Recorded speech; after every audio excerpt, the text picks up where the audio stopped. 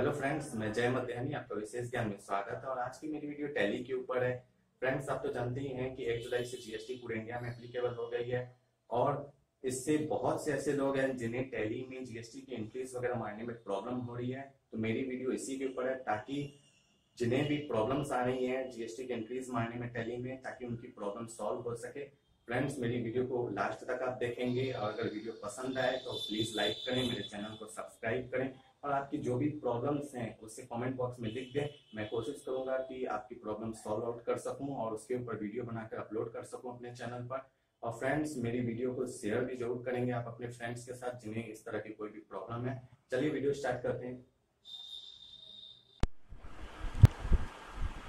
Friends, मैं आज आपसे टैली में कुछ ऐसी प्रॉब्लम्स के बारे में डिफाइन करूंगा जो आपके सामने आई होंगी और आपने फेस की होंगी जीएसटी आने के बाद, या अभी भी आप उस चीज़ को लेके कंफ्यूज होंगे। जैसे कि मैं सच कहूँ तो मैं भी खुद कंफ्यूज हूँ उस चीज़ को लेके, लेकिन मैं आपको वो बातें क्लियर करने के लिए नहीं बैठा हूँ। अगर आपके साथ वो सब प्रॉब्लम्स हैं और आपकी जो कन्फ्यूज़न है वो क्लियर हो गई है, उस सिचुएशंस में आपको टैली में उसे इम्प्लीमेंट कैसे करना है वो मैं बता रहा हूँ। तो आपके सामने क्या क्या कन्फ्यूजन्स आएंगी जो मेरे सामने ऑलरेडी आ चुके हैं, मैं अभी तक फेस कर रहा हूँ, मुझे अभी तक क्लियर नहीं हो पाया।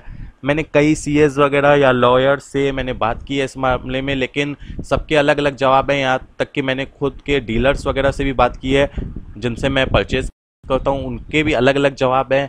इवन जिनसे मैंने टैली परचेज की थी उनसे मैंने बात की, उनके भी अलग अलग जवाब है। तो मैं इस बात को लेकर खुद कंफ्यूज हूँ कहीं ना कहीं, लेकिन मैं आपसे उस क्वेश्चन अराइज करूँगा कुछ जिसको लेके हो सकता है आप भी कंफ्यूज हों, और अगर कंफ्यूज हैं तब तो मैं उस चीज़ का आपको राय नहीं दे सकता हूँ। वो तो आपको सीए लॉयर्स वगैरह से आपको लेनी होगी कि आखिर आपको कहाँ पर मतलब जाके आखिर स्टिल होना है, कौन सी बात आपको माननी होगी उनकी, मतलब जो आपकी कन्फ्यूज़न है उसमें से कौन सी चूज़ करनी है आपको। जो जो आप पॉइंट सोच रहे हैं उसमें से आपको कौन से पॉइंट को चूज़ करके आगे चलना है जीएसटी में टैली के अंदर, तो वो तो आप वहाँ से कन्फ्यूज़न अपनी क्लियर करेंगे। लेकिन मैं आपको यहाँ पर जो भी आपकी कन्फ्यूजन्स हैं, आपका रिजल्ट जो भी निकले, आप जिससे भी जो भी आपको सजेस्ट करा आप उसमें से जिसके साथ भी चलना चाहें, उस सिचुएशन में आपको टैली में किस तरीके से एंट्री करनी है या किस तरीके से एंट्रीज मारनी है, मैं आपको यहाँ पर ये बताऊँगा।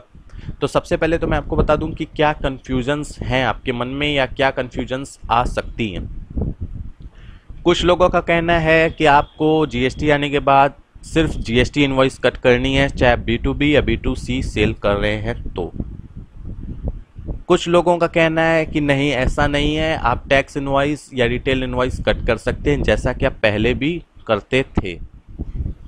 कुछ लोगों का कहना है कि आपको जो नंबर ऑफ सीरीज़ है इनवॉइस की वो आपको 1 से स्टार्ट करनी है जुलाई से जीएसटी के अंदर, चाहे आप टैक्स इनवॉइस या रिटेल इनवॉइस ही क्यों ना यूज़ करें। कुछ लोगों का कहना है कि नहीं भाई, आपको जो आपकी सीरीज़ है उसे भी आप कंटिन्यू चला सकते हैं, नो इशू, इस बात को लेकर कोई इशू नहीं है, आप उस सीरीज़ को चलाइए या न्यू सीरीज़ स्टार्ट कीजिए। तो यहाँ पर कहीं ना कहीं तो कन्फ्यूज़न बनती है कि आखिर हम करें क्या, हम स्टार्टिंग करें नंबरिंग 1 से कि हम कंटिन्यू चलें, हम टैक्स इनवॉइस और रिटेल इनवॉइस कंटिन्यू रखें, चाहे वो स्टार्टिंग नंबरिंग से करें या उस कंटिन्यू सीरीज से करें, कि हम जीएसटी इनवॉइस कट करें। दोनों सिचुएशंस में, चाहे वो B2B का सेल हो या B2C का या B2B का सेल हो। तो फ्रेंड्स, मैं आपको यहाँ पर ये जो आपकी कन्फ्यूज़न है इसको तो मैं क्लियर कर नहीं सकता, क्योंकि मैं खुद इस बात को लेकर कहीं ना कहीं कन्फ्यूज्ड हूँ। जो मैं क्लियरली आपको वीडियो के अंदर बता रहा हूँ कि इस बात को लेकर मैं भी बहुत ज़्यादा कंफ्यूज हूँ, क्योंकि सबके जो रिप्लाई आ रही है वो अलग अलग आ रही है। सिर्फ इस कन्फ्यूज़न को क्लियर करने के लिए किसी परफेक्ट पर्सन का मुझे इंतज़ार है जो मुझे बता दे कि हाँ आपको इस तरीके से कट करना है। क्योंकि मैंने इवन खाली मैंने पूछा नहीं, मैंने कुछ लोगों की इनवॉइस भी देखी है। कुछ लोग जीएसटी इनवॉइस कट कर रहे हैं, कुछ लोग पुरानी जो टैक्स इनवॉइस है उसे कट कर रहे हैं, कुछ लोग टैक्स इनवॉइस में 1 नंबर से स्टार्ट कर रहे हैं, कुछ लोग टैक्स इनवॉइस जो कट कर रहे हैं उसमें नंबर ऑफ सीरीज़ अपनी वही रखी है जो उसकी वैट के 30 जून को लास्ट में थी। उसके बाद जुलाई से वो लोग ने सीरीज़ वही रख दी है, स्टार्ट मतलब फर्स्ट से स्टार्ट नहीं किया है इनवॉइस को। तो प्रॉब्लम तो मैं आपकी यहाँ पर सॉल्व कर नहीं सकता, सिर्फ मैं आपको ये बता सकता हूँ कि अगर आपके साथ ये तीनों सिचुएशंस हैं और इसमें से आप किसी एक के साथ चल रहे हैं तो आप उसे टैली में कैसे इम्प्लीमेंट करेंगे। सपोज इट आपको पहले तो चले जाइए आप वाउचर टाइप में, तो सबसे पहले तो मैं आपको बता दूं, कुछ लोग ऐसे भी हैं जो लोग वाउचर में चले जाते हैं और सीधे सेल का वाउचर सेलेक्ट करते हैं और उसके बाद अपनी इनवॉइस क्रिएट करना शुरू कर देते हैं। प्रिंट के टाइम में यहाँ पर टाइटलिंग चेंज कर देते हैं प्रिंट प्रीव्यू से पहले, यहाँ पर रिटेल या टैक्स इनवॉइस जो भी है वो टाइप कर देते हैं, उसके बाद प्रिंट उस तरीके से कर लेते हैं ताकि प्रिंट में टैक्स इनवॉइस का जिक्र हो जाए। और कुछ लोग वैट के टाइम में भी टैक्स इनवॉइस ही कट करते थे B2B B2C के लिए, तो उनकी बात तो मैं करूँगा नहीं, वो लोग इसी तरीके से करते थे सेल वाउचर में जाके। कुछ लोग ऐसे हैं, इवन मैं भी उनमें से हूँ, कि मैं वाउचर क्रिएट करता था। वाउचर क्रिएट करने के बाद मैं यहाँ पर मैंने ऑलरेडी कर रखा है, इसीलिए मैं क्रिएट करूँगा नहीं, मैं आपको सिर्फ दिखाऊँगा टैक्स इनवॉइस। और B2C के लिए मैं रिटेल इनवॉइस का यूज़ करता था वैट के टाइम में। तो फ्रेंड्स, आपको मालूम होगा कि आप जब जून तक गए होंगे तो आपकी बिलिंग मान के चलिए किसी की 100 होगी, किसी के 2000, जिस हिसाब से सेल है उस हिसाब से आपकी बिलिंग नंबर होंगी टैक्स इनवॉइस के अंदर। उसी तरीके से रिटेल इनवॉइस के अंदर भी होगी। तो मैं आपको सिर्फ यहाँ पर डिस्कस एक के बारे में करूँगा, आप अपने सारी चीज़ें समझ जाएंगे कि सबके में आपको किस तरीके से इम्प्लीमेंट करना है।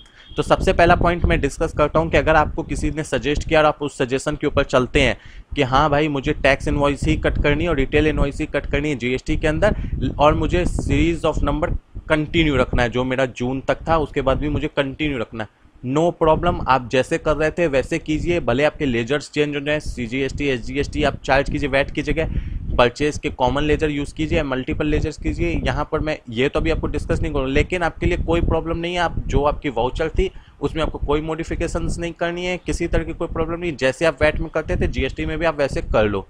लेकिन अगर आपके सामने ये प्रॉब्लम आ जाए कि आपको जीएसटी में आने के बाद टैक्स इनवॉइस 1 नंबर से स्टार्ट करनी है, तो आप क्या करेंगे, आप मॉडिफाई कैसे करेंगे टैक्स इनवॉइस को जाके। तो सबसे पहले आप टैक्स इनवॉइस में जो वाउचर टाइप है उसमें अल्टर में चले जाएं और टैक्स इनवॉइस जो आपने क्रिएट करके रखी है वाउचर टाइप में, उसमें जाने के बाद आप यहाँ पर एडवांस कॉन्फ़िगरेशन में, कई लोग इसमें कई सारी सेटिंग्स करते हैं, अपने फार्म का नेम देते हैं, ईयर वगैरह देते हैं, तो वो तो मैं आपको भी यहाँ पर क्लियर करूँगा नहीं, वो मैंने पिछले वीडियो में ऑलरेडी कर रखी है। ये मान के चलिए आप अप्रैल से जून तक आपने कट की, तो आपकी यहाँ पर इस तरीके से सेलेक्ट होगी अप्रैल, और यहाँ पर आपकी यहाँ पर ईयरली सेलेक्ट होगी। यहाँ पर कंपनी ने, जो टैली कंपनी है उसने क्वार्टरली का तो ऑप्शन ही नहीं दे रखा है, मंथली, ईयरली, वीकली वगैरह करके ऑप्शंस हैं। ईयरली सर्च सेलेक्ट होगी, तो आप अगर जुलाई में बिलिंग करेंगे तो आपकी कंटिन्यू चलती रहेगी सीरीज़ उसकी। मान लीजिए 45 आपकी जून तक रह गई, 30 जून तक, तो अब आप जुलाई में करें तो 46 यानी 46 हो जाएगी। लेकिन अगर आप चाह रहे हैं कि नहीं मुझे इसे 1 नंबर से वापस से स्टार्ट करना है, तो क्या सेटिंग करनी होगी, वो सेटिंग ये है कि आपको इसको मंथली करना होगा, और यहाँ पर आपको 1 जुलाई 2017, यहाँ पर 1 जुलाई 2017 इस तरीके से सेट करना होगा। आपकी जो इनवॉइस नंबर है ऑटोमेटिकली 1 नंबर में चली जाएगी। लेकिन यहाँ पर आपने मंथली किया क्योंकि आपको क्वार्टरली या ईयरली का तो आप चूज़ कर नहीं सकते हैं, नहीं तो आपकी सीरीज़ चेंज ही नहीं होगी। तो अब आपकी जो हर महीने है वो जो इनवॉइस स्टार्ट हो जाएगी वापस से 1 नंबर से। ये आपके सामने एक थोड़ी सी प्रॉब्लम आएगी और इसे कोई सॉल्व नहीं कर सकता। अगर आप टैक्स इनवॉइस कट करना चाहते हैं जीएसटी के अंदर और आपको ये सजेशन मिला है कि नहीं भैया आपको 1 नंबर से स्टार्ट करनी है, तो आपको उस सिचुएशन में आपके पास एक ही ऑप्शन है कि आप मंथली चूज़ कीजिए और हर महीने आपकी इनवॉइस वापस से 1 नंबर से स्टार्ट हो जाएगी और आप उस तरीके से चाहे रिटेल हो चाहे टैक्स इनवॉइस हो कट कर लीजिए। लेकिन अगर मैं बात कर लूँ कि किसी ने आपसे कहा कि आपको जीएसटी इनवॉइस कट करनी है और रिटेल और टैक्स इनवॉइस यानी कि B2B और B2C के लिए आपको दोनों सिचुएशंस में जीएसटी इनवॉइस ही कट करनी है, तो आप क्या करेंगे। तो आपके पास एक ऑप्शन है और ये भले आपको अकाउंटिंग में थोड़ी सी प्रॉब्लम आ सकती है उन दोनों को अलग करने में, भले आपका जीएसटीआर अलग कर देता है, लेकिन अगर आपको रिटर्न फाइल करना है, मैनुअल रिटर्न यानी कि आप लॉयर के थ्रू रिटर्न फाइल करते हैं और आप उसे बना कर देते हैं अपने डाटा से एंट्रीज वगैरह, तो वहाँ आपको थोड़ा देखने में प्रॉब्लम आ सकती है। वो प्रॉब्लम क्या होगी वो मैं आपसे अभी आगे डिस्कस कर भी लेता हूँ। तो मान के चलिए जीएसटी इनवॉइस तो आपने इस तरीके से क्रिएट की, सेल के अंदर की, यहाँ नो ही रहने दिया, आपको कोई ज़रूरत नहीं है। अगर आपने इसमें कुछ वही जैसे मैंने बताया ईयर्स वगैरह या फार्म के नेम वगैरह आप क्रिएट करना चाहते हैं तो कर सकते हैं, कोई बड़ी बात नहीं है। अगर आपको वो क्रिएट करना सीखना है तो मेरी जीएसटी की जितनी वीडियोज़ है उसमें देख लें, मैंने किसी एक वीडियो में उसे भी डिफाइन कर दिया था। और यहाँ पर आप जीएसटी इनवॉइस इस तरीके से लिख के टाइटल आप ओके कर देंगे। इससे क्या होगा कि आप टैक्स इनवॉइस और रिटेल मतलब B2B और B2C के सेल सारी इसमें रख लेंगे, आपकी 1 नंबर से भी स्टार्ट हो जाएगी और आपको इसमें मंथली भी नहीं चुनना पड़ा, ये आपकी पूरी ईयर तक एक ही सीरीज़ में चलती रहेगी इनवॉइस। अब हम बात करेंगे कि अगर हम जीएसटी इनवॉइस में सेल करते तो क्या होता, मतलब वही जो रिटर्न के टाइम मैंने बोला कि रिटेल और टैक्स इनवॉइस को आप कैसे छांटेंगे। आप अपनी, चलिए आप ऑनलाइन फाइल करते हैं, खुद से फाइल करते हैं, कोई दिक्कत नहीं, लेकिन अगर आपको खुद से देखना हो कि किस हिसाब से मैं बायफर्केट करके देखूं तो आपको वो थोड़ी तो प्रॉब्लम आएगी। भले जीएसटीआर का इसमें ऑप्शन दे दिया गया है तो आपको उतनी प्रॉब्लम नहीं है, क्योंकि जीएसटीआर उसको अलग कर देती है। मैं दिखाता हूँ कैसे अलग करती है। मैंने एंट्री तो पास नहीं किया, लेकिन मैं फिर भी दिखा देता हूँ, क्योंकि आप देखिए यहाँ B2B यानी कि डीलर को आपने दिया तो वो यहाँ दिखाएगा।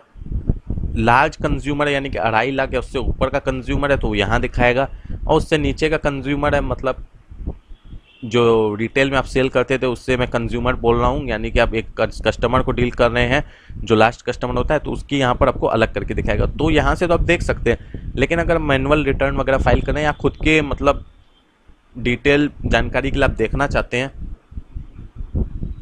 तो पहले जो हम लोग देखते थे वैट के टाइम, तो एक ऑप्शंस रहता था सेल्स रजिस्टर में आप चले जाते थे इस तरीके से। आप मान लीजिए अभी तो यहाँ पर मैंने कोई एंट्री पास नहीं की है, आप यहाँ पर किसी के भी अंदर आप चले जाएं, जैसे मान लीजिए जुलाई महीने के अंदर मैं चला गया और यहाँ पर चेंज वाउचर है, आप यहाँ पर टैक्स इनवॉइस चूज़ कर लेते थे। तो इसमें जितनी भी डिटेल होती थी आपको टैक्स इनवॉइस की बताई जाती थी, क्योंकि आप टैक्स इनवॉइस अलग कट करते थे, रिटेल इनवॉइस आप अलग कट करते थे। तो जितने भी टैक्स इनवॉइस में डिटेल होती थी सारी आपको यहाँ दिखती थी, चाहे वो कितनी भी परसेंटेज की हो, 5%, 12%, जो भी परसेंट की हो, सारी आपको यहाँ दिखाई देती। मतलब टैक्स इनवॉइस की फुल डिटेल आप यहाँ देख सकते थे। उसी तरीके से आप रिटेल इनवॉइस यहाँ टाइप करते थे और यहाँ पर इस तरीके से सेलेक्ट करते थे, आपको यहाँ पर पूरी अलग से दिखती थी।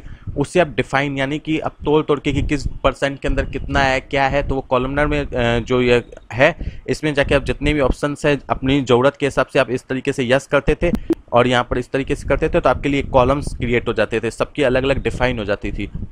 तो ये बेनिफिट होती थी कि आप अलग अलग tax invoice, retail invoice, B2B और B2C के अलग अलग डिफाइन करके देख सकते थे और टैक्स भी अलग अलग देख सकते थे। 5%, 12% जो भी आपके टैक्स चलते थे आपके उस आइटम पे, तो वो आप अलग अलग देख सकते हैं। लेकिन अब अगर आप GST इनवाइस क्रिएट करेंगे और दोनों के लिए एक ही इनवाइस क्रिएट करेंगे तो ये आपको कहीं ना कहीं थोड़ी बहुत तो प्रॉब्लम आएगी आपको देखने में। अगर आप मैनुअल रिटर्न फाइल मतलब करवाते, मतलब खुद से बना के देते आप अपने लॉयर को, CA को, और वो वहाँ से फिर फाइल करते हैं ऑनलाइन जाकर, तो सिचुएशन में क्या आपको यहाँ पर छांटने में प्रॉब्लम आएगी।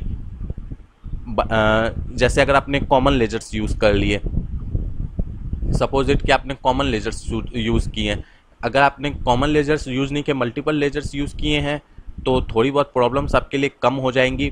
आप आराम से GSTR में जाके वहाँ पर उसे छांट के देख सकते हैं। लेकिन अगर आपने कॉमन लेजर्स यूज़ किए हैं तो सिचुएशंस में आपके लिए कहीं ना कहीं प्रॉब्लम है, क्योंकि आपको छांटने में बहुत ज़्यादा दिक्कत होगी। क्योंकि आपको जब रिटर्न फाइल करनी है वहाँ पर तो आपको एक्सप्लेन करना है कि ये क्या रेट का है। भले आपको वहाँ बताया गया कि HSN कोड से आपका ट्रैक कर लिया जाएगा, लेकिन फिर भी आपके लिए नॉलेज होना चाहिए कि क्या रेट का प्रोडक्ट है, 6% है, इसके ऊपर टैक्स कितना बना है। अलग अलग तो आपको दिखाई नहीं देगा कॉमन लेजर्स यूज़ करने पर, वो तो सारी जो भी जितनी टैक्स हैं, जितने भी प्रोडक्ट की टैक्स है, एक ही लेजर के अंदर चली जाएंगी। तो फ्रेंड्स, इस तरह की कुछ प्रॉब्लम्स आ सकती हैं। मल्टीपल लेजर्स यूज़ करने पे क्या प्रॉब्लम्स आएंगी मैं बता देता हूँ। आज आपको मैं ये क्लियर कर देता हूँ कि मल्टीपल लेजर्स कुछ लोग सजेस्ट कर रहे होंगे आपको, कुछ लोग आपको कॉमन लेजर्स बोल रहे होंगे कि आप बनाइए, कुछ लोग ये बोल रहे होंगे कि आप इनपुट CGST, इनपुट SGST इस तरीके से नहीं बनाइए, सिर्फ आप CGST रखिए और उसे दोनों के लिए यूज़ कीजिए, आउटपुट के लिए, इनपुट के लिए, दोनों सिचुएशंस में यूज़ कीजिए। या कुछ लोग ऐसे बोल रहे होंगे कि CGST रखिए लेकिन उसमें परसेंट आगे में डिफाइन कर दीजिए। तो आप इस बात को लेकर कहीं ना कहीं तो कंफ्यूज होंगे ही कि आखिर करें तो करें क्या, किससे हमारी अकाउंटिंग परफेक्ट होगी, किससे हमें अपनी जो डाटा है उसे देखने में आसानी होगी। तो सबसे पहले तो मैं बता दूं इन सब की डिसएडवांटेजेस क्या हैं या एडवांटेज क्या है।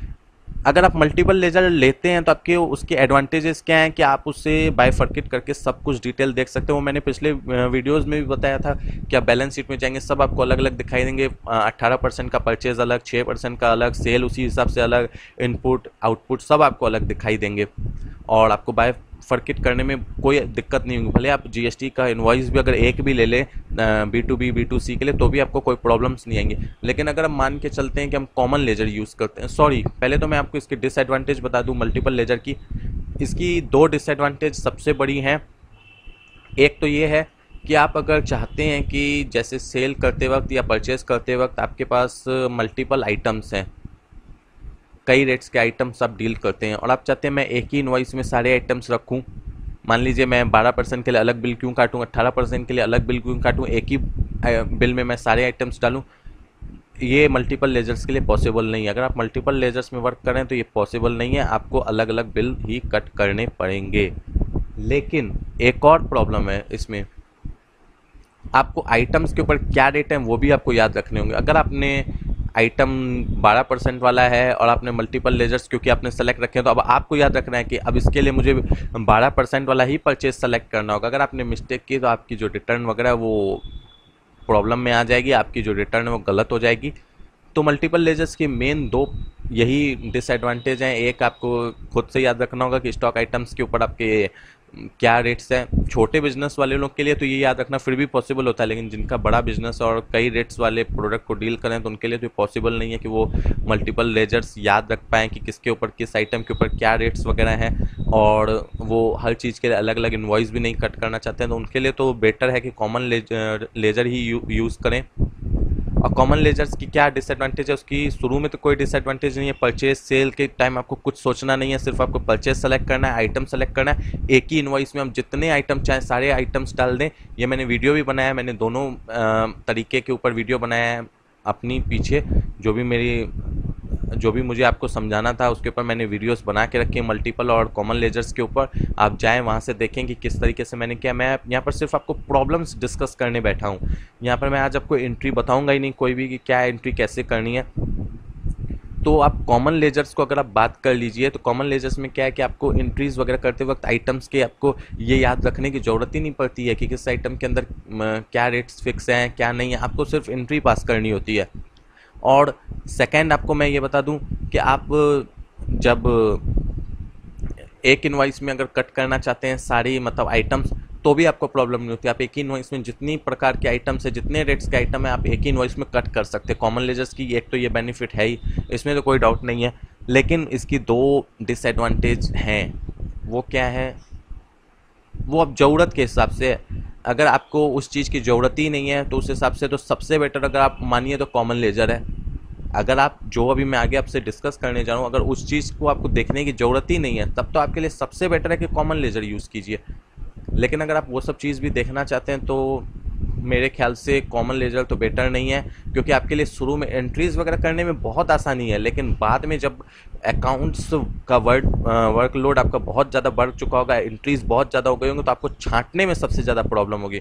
लेकिन मल्टीपल लेजर्स में आपको शुरू में सिर्फ प्रॉब्लम है, अगर आपने एक बार रेट याद कर लिए और आपने ये डिसाइड कर लिया कि नहीं मुझे हर चीज़ के लिए अलग अलग ही मतलब इनवॉइस कट करनी है हर रेट्स के लिए, तो आपके लिए शुरू में थोड़ी बहुत प्रॉब्लम है, बाकी आपको छांटने की कोई ज़रूरत नहीं, टैली ऑटोमेटिक छांट लेगा।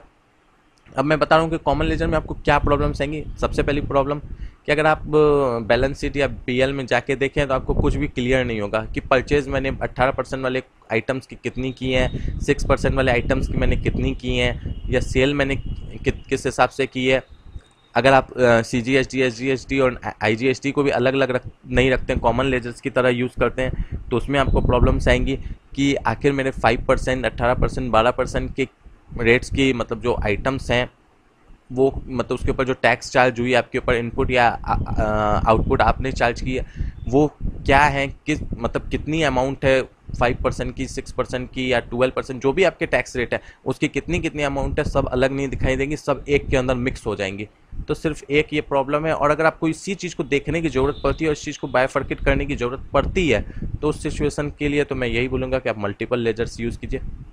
और कुछ लोगों का कहना, जैसा कि मैंने आपको बताया कि आप मल्टीपल लेजर्स भले ही यूज़ नहीं कीजिए, लेकिन आप जो CGST है और SGST है वहाँ पर आप डिफ़ाइन कर दीजिए, यानी कि जैसे आपने CGST का लेजर क्रिएट किया तो मैं एक बार आपको दिखा देता हूँ कि सबकी क्या क्या डिमांड्स होती हैं। जैसे मान लीजिए CGST @2.5, मान लीजिए 5% के रेट का आइटम है, बोलते हैं कि नहीं इसमें ना आप इनपुट लगाइए ना आउटपुट लगाइए, आप मत लगाइए इनपुट आउटपुट। जैसे आप कॉमन लेजर्स यूज़ करते हैं, CGST सिर्फ कॉमन टाइप कर लेते हैं, उसी तरीके से आप इसे टाइप कर लिए, लेकिन इसमें रेट डिफाइन कर दीजिए।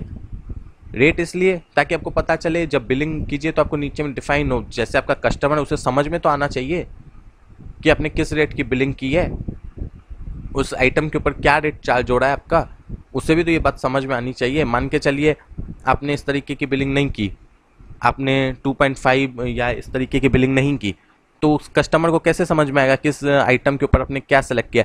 तो कई लोगों का आपने बिल देखा होगा जीएसटी आने के बाद, तो टैली में तो वो फीचर नहीं है मेरे ख्याल से, और मैंने अभी तक देखा है जहाँ तक, वहाँ तक मुझे तो वो फीचर्स नहीं दिखाई दी। कई लोगों में जैसे ये, एक सेकेंड मैं आपको यहाँ पर पहले दिखा देता हूँ कि इस तरीके से आप लेजर्स क्रिएट करेंगे इसका इस तरीके से, और यहाँ पर 2.5 आप डाल देंगे।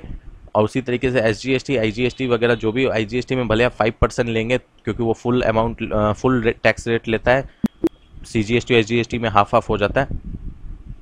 मैं दिखाता हूँ, जैसे ये वाउचर्स में हम चले गए, सेल्स वाउचर में जैसे आप देख रहे हैं क्वांटिटी रेट्स, इसी तरीके से यहाँ बगल में टैक्स के भी कॉलम रहते हैं। कुछ ऐसे एप्लीकेशन सॉफ्टवेयर्स हैं अकाउंटिंग के बगल में रहते हैं, तो उसमें क्या है कि आपके आइटम के बगल में सब डिफाइन होते चला जाता है कि ये 2% 5% रेट वाला टैक्स वाला आइटम है, ये 10% वाला है। तो बहुत आसान होता है जिस आप कस्टमर को बिल देते हैं उसे समझने के लिए कि हाँ किस पर क्या टैक्स रेट चार्ज होगी। लेकिन टैली में अगर आप मान के चलिए आपने कॉमन परचेज लेजर लिया, मान के चलते हैं हम एक इंक्रीज भी ले लेते हैं, हम मान के चलिए कैश मैंने ले लिया, सपोज इट आप यहाँ पर रखिए कि मैंने यहाँ बिहार सेलेक्ट किया, कंज्यूमर ले लिया, यहाँ पर मैंने सेल जो लिया है वो कॉमन लिया है, ये आप देख सकते हैं मैंने कॉमन लिया, मैंने कुछ टैक्स रेट वगैरह अंदर जाके डिफाइन नहीं किया है, यहाँ पर मैंने कुछ नहीं डिफाइन किया है, मैंने कॉमन लिया है, यहाँ पर मैंने गुड्स डिफाइन करके इस तरीके से ले लिया। अब मैं मान के चलता हूँ कि सपोज इट, आप 1 मिनट के लिए सपोज कर लीजिए कि आपने ये आइटम लिया 10 पीस 100 रुपये के रेट से। CGST आप अगर नॉर्मल चार्ज करेंगे तो ये ऑटोमेटिक कैलकुलेट कर लेगा जो आपका टैक्स रेट आपने आइटम में फिट करके या डिफाइन करके रखा है। जैसे मैं दिखा देता हूँ, यहाँ देखिए मैंने 5% ही सेट करके रखा है, ये ऑटोमेटिक कैलकुलेट कर लेगा, ठीक है। उसी तरीके से मैं अगर SGST का कॉमन लेजर ले लूँ,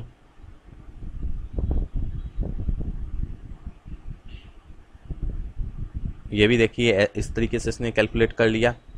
अब मैं 5% के आइटम्स के जो भी लूँगा या अलग रेट के आइटम्स के जो भी लूँगा, जैसे मान के चलते हैं मैं एक और आइटम ले लेता हूँ, ये कॉमन लेजर का मैं बता रहा हूँ 7 पीस 200 रुपये के रेट से।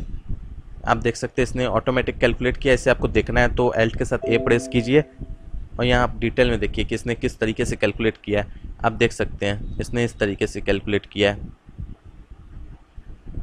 इसका प्रिंट प्रीव्यू, और इसके ऊपर 9% यानी 18% था, तो इसने इस तरीके से कैलकुलेट किया है। इसका प्रिंट प्रीव्यू देखना चाहते हैं आप देख सकते हैं।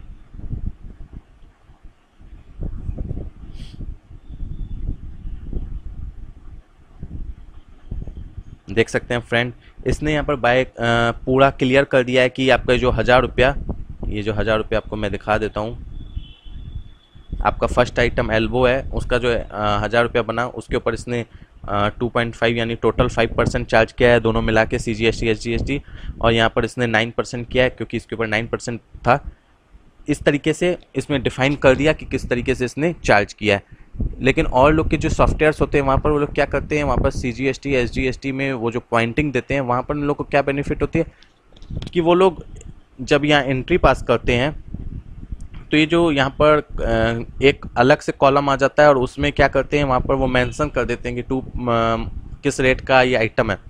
तो एक तो कस्टमर के लिए समझना आसान हो जाता है, और दूसरा कि उन्हें, जैसे ये मैंने कॉमन लेजर लिया, हमारे पास सिर्फ 2 ऑप्शंस होते हैं, या तो हम कॉमन लेजर्स का यूज़ करें या हम मल्टीपल लेजर्स का यूज़ करें। मल्टीपल लेजर्स यूज़ करेंगे तो यहाँ पर अच्छे से दिखाई देगा कि कौन सा रेट है, लेकिन उसकी जो 2 डिसएडवांटेज मैंने बता दी कि एक, आप एक इनवॉइस में सब रेट्स के आइटम्स को बिलिंग नहीं कर सकते, और दूसरा मैंने ये बताया कि अगर आपको याद नहीं है कि आपके प्रोडक्ट के ऊपर क्या टैक्स है तो आप तो मल्टीपल लेजर यूज़ नहीं कीजिए। और दूसरा ऑप्शन होता है कि कॉमन लेजर हम यूज़ करें। हमारे पास टैली में और एक उसके अलावा कोई ऑप्शन है नहीं, लेकिन जो अदर अकाउंटिंग सॉफ्टवेयर मैंने 1-2 के देखे हैं उसमें ये ऑप्शन है, चाहे उन्होंने अपने तरफ से ऐड करवाए हों, अपग्रेड करवाए हों, वो अलग बात है। तो उसमें जो रहता है, तो जो कस्टमर आपसे इनवॉइस ले रहा है उससे सब क्लियर हो जाता है कि भले HSN कोड, सबको HSN कोड की नॉलेज नहीं है कि किस तरीके से निकालना है, किसके अंदर क्या रेट्स हैं। इतनी ज़्यादा डिटेल हमारे इंडिया में तो नहीं है किसी को भी नॉलेज कि किस तरीके से सब कुछ निकालना होगा। तो यहाँ पर मैं आपको ये बताने की कोशिश कर रहा हूँ कि आपने जैसे यहाँ पर अब अगर मान के चलिए मैंने 10-20 आइटम्स लिए होते 5% के और 10-20 आइटम्स लिए होते 9% के, तो वो जो नीचे कैलकुलेट करके दिखा रहा है कि 9% का इतना, 5% का इतना, उस सिचुएशन में किसी को क्या ये समझ आता कि किस आइटम के ऊपर क्या रेट चार्ज करके दिया गया है, ये नहीं क्लियर हो पाता।